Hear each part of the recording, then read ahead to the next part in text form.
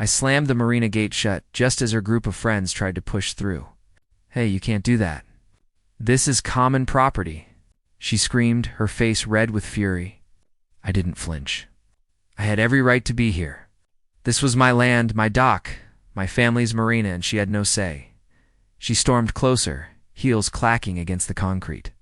I called the HOA. "You're going to regret this," she shouted, waving a stack of papers like they were a weapon. I stayed calm, watching her fury spill over. Because I knew something she didn't. I had the real permits, the original property deeds tucked safely in my office.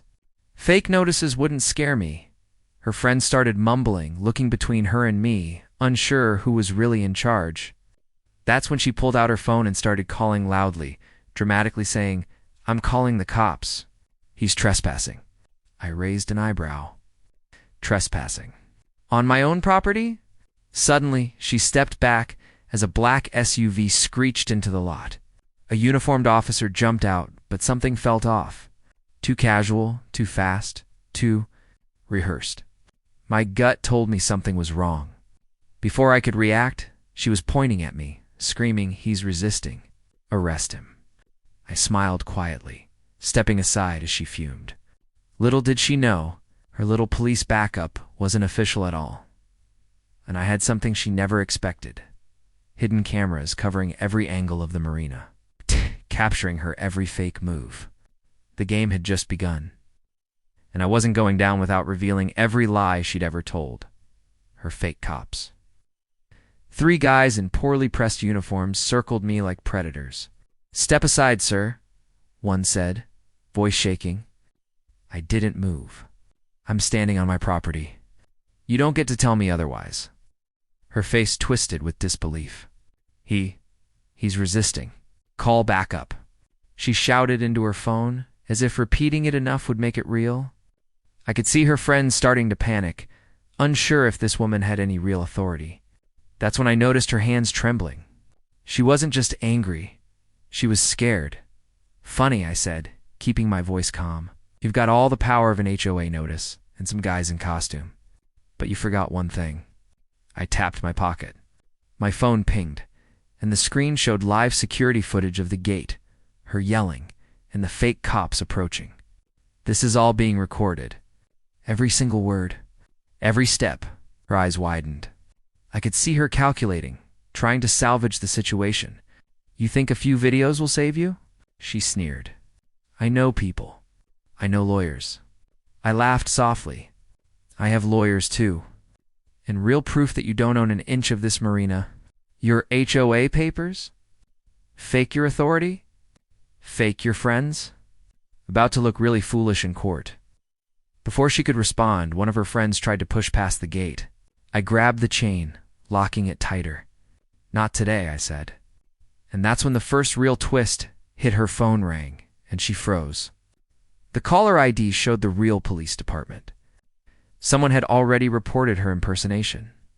Her face went pale, and I could almost hear the panic in her mind. She opened her mouth, tried to protest, but nothing came out. The fake cops looked between her and me, now unsure who they were really following. And I knew in that moment the tide had already turned. She froze as the ringtone blared, staring at the real police caller ID. That can't be real," she whispered, panic creeping into her voice. Her friends exchanged worried glances, suddenly unsure who was in charge. Then she did the unthinkable. In a last-ditch effort, she reached for my car keys that were sitting on the dock beside me. "I'm taking this as evidence," she shouted, yanking hard, but I moved faster. One swift grab, and her hand slammed against the metal railing instead of the keys. A scream tore through the air. "I warned you," I said, my voice steady. "This is my property. You don't touch anything here." Her friends froze, some whispering, some backing away. And then she did something worse. She called a tow truck, claiming my car was illegally parked right there on my own driveway. "They're going to tow it," she yelled, thinking she had one. I smiled, hiding the smirk. Let her try. She had no idea the marina's entrance was under 24-hour camera surveillance, or that I had prepaid alerts from the local law office confirming ownership and parking rights. When the tow truck showed up, I'd already alerted the real authorities, as she stomped around. Trying to dictate the scene, I pulled out my phone and started streaming the live footage. Neighbors came out, drawn by the commotion. They gasped when they saw the fake cops, her yelling, and the tow truck halted mid-step because of my legal proof. "You really thought you could pull this off?" I asked calmly. She spun around, her face red, fury and embarrassment mixing into something almost cartoonish. "Common property. You can't do this." I cut her off with a grin. "Actually, I can." And I already did. For a split second, she looked like she might collapse. And in that moment, the first real twist of the night hit. Her phone buzzed again, and this time it wasn't the police. It was the HOA board. Refusing to back her claims, she had spent years pretending to have power, and suddenly, everyone was watching her crumble. Her eyes darted between me and the streaming footage, panic rising like smoke. This isn't fair," she screamed. "You can't." I held up my hand, stopping her mid-rant. "I didn't fight for this country to be told I can't protect my property," I said quietly, letting the weight of my words hang. Then I dropped the twist she never saw coming. "You called fake cops," I said. "I called real ones. And I happen to be," I paused for effect, "a former military officer. Trained for situations exactly like this." Her jaw dropped. For a split second, the entitlement in her eyes faltered, replaced by fear. You can't just watch me," I replied, showing her the small badge tucked inside my wallet. "Not a police badge, but a federal security clearance ID from my previous assignment." She tried to scoff, tried to regain control, but the neighbors were all around now, filming, whispering. Every lie she'd ever told was on display.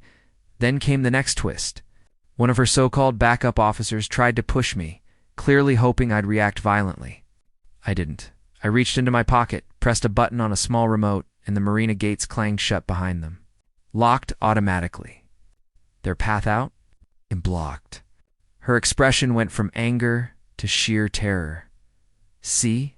I said, calm but firm. "This is my land. These are my rules. You can scream, threaten, or call whoever you want, but you're the one exposing yourself." Her phone rang again. This time, it was a text from the HOA board. "Stop harassing the owner. Your authority is revoked. Violation reports filed." She read it aloud, voice cracking. Neighbors gasped. I could feel the momentum shift entirely in my favor, and just when I thought it couldn't get worse for her, a neighbor stepped forward, holding out their phone. "We've been recording everything too. From when you first posted fake notices to harass him, we're sharing it online. Everyone's going to see this." Her face went pale, her mouth opening and closing like a fish out of water. She had no allies left, not one. And I smiled quietly, knowing the real game had only just begun. She spun around, wildly waving her arms. "You can't do this. I'm in charge here." Her voice cracked, echoing across the marina as neighbors stopped to watch. Every eye was on her now, every phone recording. I stayed calm, letting her unravel in front of everyone. "I don't need to do anything," I said, voice steady. "You just proved everything I needed." Her fake cop shifted nervously, glancing at the cameras, at the neighbors, at me. One muttered, "Maybe we should leave." She glared at him, but it was too late. Her authority had evaporated in an instant. Then came the next twist. One neighbor, a local lawyer, stepped forward. "I've already filed a complaint against you for impersonating law enforcement," he said. "The police will be here shortly, and I've got witnesses from the marina." Her face went pale, mouth opening and closing like she was trying to argue, but every word fell flat. The live footage on phones, the locked gate, the fake cops, it all painted a perfect picture. Common property. She shrieked again, desperate, trying to regain control. But now, it was comical. Neighbors whispered, laughed softly. The viral moment had already started forming. Then, just as she took a step forward, a real squad car pulled into the marina. Lights flashing.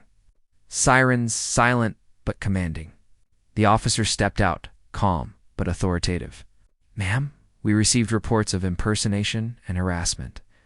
Step aside, please." Her shoulders slumped, her rage twisting into fear. She tried to protest, tried to scream, but every word sounded weaker than the last. The real cops were here, and my family stood safely behind me. I looked around at the neighbors, all filming, all watching. I felt the hidden power of preparation, the cameras, the legal proof, my military training all converging perfectly. And I whispered under my breath, knowing the best part was yet to come. Justice wasn't just coming. It was about to be served publicly, spectacularly. Her face was pale, lips trembling as the real cop stepped closer. "Ma'am," one said, calm but firm, "we've received multiple complaints.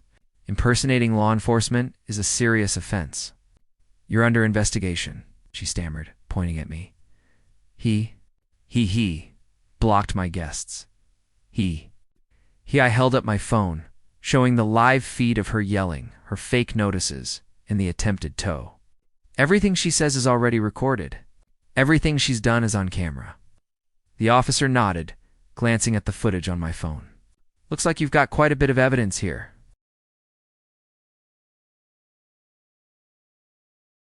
I hear the trash can hit the pavement again before I could even blink.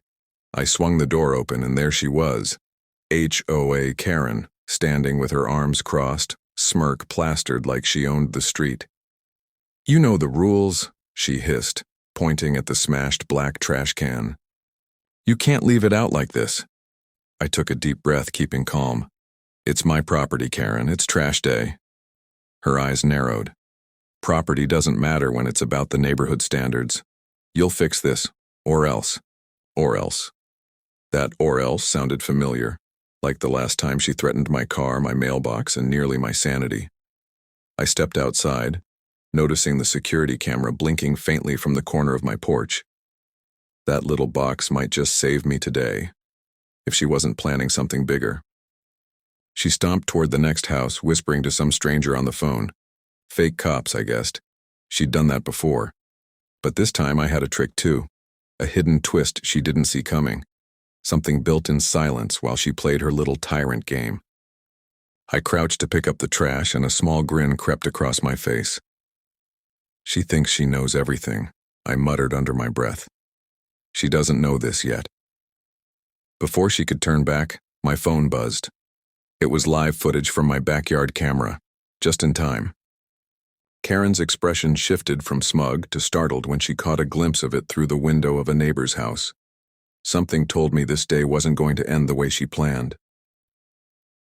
Karen's phone call ended, and she marched back toward my driveway like a storm had formed in human shape. I stayed on the porch, pretending to be busy, but my heart was racing. She pulled a laminated piece of paper from her purse, an official-looking HOA notice. "You're in violation," she barked. "If this isn't fixed, I'm calling the police." I raised an eyebrow. "You're calling the cops for a trash can?" Her lips curled in a smug smile. "Not just any trash can. The rules are rules. You're disturbing the peace." Before she could dial, a black SUV rolled slowly down the street, sirens flashing. Karen's eyes widened. "Finally, the authorities will handle him," she whispered. But the SUV stopped a few houses down, and a man in plain clothes stepped out, holding a badge. I didn't panic. That man wasn't my problem. My problem was Karen, who had just realized she was about to overplay her hand. "Ma'am," the man said calmly, "I need to speak with you about impersonating law enforcement." Karen stuttered. I'm just reporting a violation." "Then reporting it correctly, not faking it," he replied, and she froze, realizing her plan to intimidate me had backfired. I stepped forward, feeling a surge of quiet satisfaction. Karen had gone too far this time, and her usual tricks were crumbling. But I couldn't relax just yet. The best part, my hidden plan, was still waiting to spring. That little trash can. It wasn't just a trash can anymore. Her face twisted in confusion as she noticed something different, something she had never expected. And in that moment, I knew I had her exactly where I wanted. Karen's hands shook as she tried to argue with the plainclothes officer. "You don't understand. He's breaking the rules. I have the HOA authority." The officer's gaze didn't waver. "Authority? You left fake notices on someone's property, claimed police action, and called strangers to intimidate them. That's impersonation. That's a crime. Karen's jaw dropped. The neighbors who had been watching from their windows gasped, whispering among themselves. I leaned on the porch railing, smiling calmly. Funny how things turn out, isn't it? I said, and for the first time Karen looked at me not with fear but panic. The twist hit her like a punch. You're not just... She stammered. I shook my head slowly. Let's just say I know a few people who don't take fake cops lightly, and I also happen to have proof of everything you've done. I held up my phone. The backyard cameras had caught her knocking over my trash, cans stomping around my property, and even whispering to her accomplice about faking the police call. Her face turned red as she realized the depth of her exposure. The neighbors started murmuring, pulling out their phones. Every step she took to assert control had been recorded. Every lie she had told. Captured. You think you've won? She hissed, trying to reclaim some dignity. I don't think, I said. I know. And with a few taps, I sent the live footage to the HOA board and the local authorities. Karen's smirk vanished as notifications began pinging on her phone. Her empire of fear and fake power was collapsing in real time. But this was only the beginning. The real twist, my last move, was still coming. She hadn't seen it yet, and it was going to leave her completely powerless. Karen's face was pale, her hands trembling as she stared at the notifications flooding her phone. Neighbors were gathering, whispering, and filming. Every lie, every fake notice, every attempt to intimidate me was now on display for everyone to see. I don't understand, she muttered, stepping back, trying to salvage what little dignity she had left. I walked slowly toward her, keeping my calm. You wanted to enforce rules, Karen, I said quietly. But rules don't give you the right to harass or impersonate anyone. Her fake courage crumbled when she realized the officer was still watching, notebook in hand, ready to file an official complaint. Even some HOA members peeked out from their windows, shaking their heads. The whispers became louder. She's lying. She's lying, one neighbor shouted. Then the real twist hit her, the ultimate humiliation. I rolled out a brand new trash can, one she hadn't seen before. It was bolted securely to the ground with a motion sensor camera attached, feeding live footage directly to my phone and the HOA board. This, I said, is the one you definitely didn't see coming. Karen froze, staring at the trash can as if it were some kind of alien technology. She tried to yell, to assert control, but every word she spoke now sounded hollow against the mounting evidence against her. The officer stepped forward, giving her a warning and explaining the consequences of her actions. Karen tried to argue, tried to threaten me again, but the camera had captured everything, and the live feed ensured she couldn't twist the story anymore. Neighbors started clapping quietly, some cheering. Karen's empire of intimidation had turned into a spectacle of shame. Her power, built on fear and fake authority, was crumbling in front of everyone. And yet, even in that moment, I knew there was one more twist left, something that would ensure this wasn't just a victory for me, but a lesson she would never forget. Karen's face had gone from red to ghostly white. She fumbled in her purse, pulling out her phone like a lifeline, probably trying to call someone, another fake cop maybe, or a friend on the HOA board to save her. I didn't flinch. I already knew her plan before she even dialed. "Stop," the officer barked, stepping between us. "Anything else you try now, you do at your own risk. You've been caught impersonating law enforcement. You're done." Karen's eyes darted around, realizing the neighbors weren't just watching. They were recording. Her smirk, her usual Karen confidence vanished. And that's when I decided it was time to reveal the hidden power I'd been holding back. "I think you forgot something," I said, slowly opening the front gate. "This land, it's been in my family for generations. Every inch is legally mine. You don't get to tell me what to do here." Her jaw dropped. "But the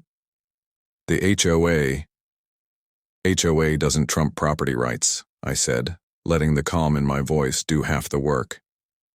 And in case you think I'm bluffing, I tapped my phone and suddenly all the footage, all her attempts to intimidate me, were projected onto a neighbor's big screen TV outside. Every knock, every fake notice, every whispered plan to call the cops. Caught. The neighborhood erupted. Whispers of shock, murmurs of admiration. Karen tried to speak, but no one listened. Her power, her authority, her intimidation, all gone. And then, the kicker. By the way, I said, pointing to the locked trash can and the motion sensor, I can also track anyone who touches my property, including you. Her eyes widened like she'd just seen a ghost. I had her cornered legally, publicly, and technologically. Karen realized that not only had she failed to control me, she had just broadcasted her own crimes to everyone around. The final twist lingered in the air. She had tried to intimidate a simple neighbor, but she had underestimated a veteran with proof, cameras, and the law on his side. Karen's panic turned into desperation. She grabbed her HOA binder like it was a shield. "This isn't over," she shouted, waving it at me. I will get you fined." I didn't flinch. I knew every rule she might throw at me, every loophole she'd try to exploit. "Go ahead," I said calmly. "Show me." She ran to the mailbox, rifling through letters and notices, trying to dig up something, anything. The neighbors were now fully watching, some whispering excitedly, others filming her meltdown. But every move she made was being recorded by my cameras. Every attempt to intimidate, every fake accusation, gone straight to my phone and the HOA board.